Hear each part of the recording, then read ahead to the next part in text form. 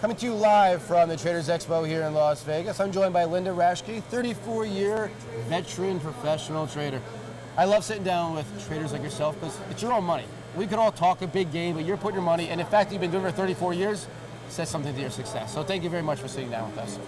So tell me, being around 34 years, obviously you were a novice at some point. Was there somebody that was influential in your life, trading, teaching you and getting to where you are now? When I started out, I was on the trading floor, and we didn't have education as they have nowadays in a more formalized structure, and it was very much either learn by doing. So the first mentor was Mr. Market, the School of Hard Knocks, right?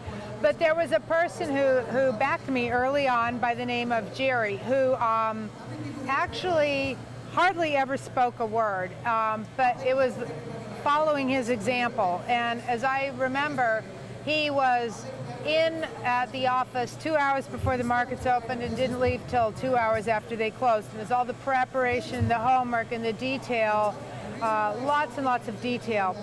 I'm not normally a detail-oriented person. I'm more big picture. But seeing his methodical plodding along, and here was something really interesting, because it was maybe 10 years later that the head of the clearing firm, at that time First Options of Chicago, confessed to me who the most profitable floor traders were, and he was one of them, the most consistently profitable. Why that was so unique is because A, he was always really quiet. You would never know it. He never stood in the pit and did big, ridiculous size. In other words, there wasn't this big bravado or this big ego or I made this winning trade. Nothing. You would think this guy was barely living out of a soup kitchen, right? But he was the most consistent, never did big size, but very steady, consistent strategy, and it was always the preparation and the homework. He never talked about it, but it's the thing that stuck in my head. And because I'm not so much of a detail-oriented person, if I hadn't had that influence on my trading in my life, I'm sure I would have blown up 10 times over the past. I don't want to get too detailed, but what do you do, or what would you give advice to somebody in the morning, let's say the 2 hours before the market opens? Is there certain things that you look at, or you think a mindset that they should have going into the trading day? Well, I'm a firm believer, for me at least, I can only speak from my personal experience.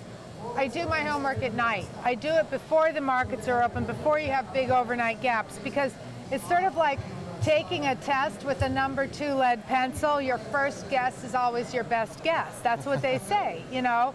So when the markets close, if I do my preparation, am I looking to buy or sell tomorrow? What are the main levels? It'll be 1,000 times more correct than if I tried to do it the next morning. So do your homework at night when the markets are closed or the day's, you know, fresh in your mind. Then when you come in the morning, you want to be prepared as a trader, just like an athlete. You don't want to be getting up too late. You want to have a little breakfast or coffee or whatever you need, have some chance to sit down, make sure all your computers are working, and you're not behind the curve. And then you're in the trader mode. So let me give you a real quick last analogy. It's like football or baseball. You do your strategy, you know how the pitcher throws, you've studied this the night before. This is all your technical analysis that you do. You know that, or the team favors passing or whatever the case may be, right? So you do that type of preparation beforehand. But game day, or when you're up on the plate and you're ready to swing, you're in your now moment go mode. You're not thinking about the analytics. You know, you have to be prepared to act and adjust.